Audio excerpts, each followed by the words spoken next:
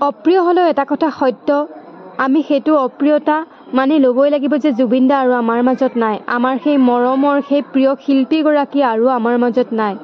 জুবিন দাই আমাৰ সকলো অসমবাসীক কন্দুৱাই বহুত বেছি দূৰ দূৰণিলৈ গুচি গ'লগৈ। জুবিন দাৰ কথা বেছিকৈ ক'বলৈ নাযাওঁ, সকলো অসমবাসী তেওঁৰ মনে প্ৰাণে আছে আৰু সদায় থাকিব।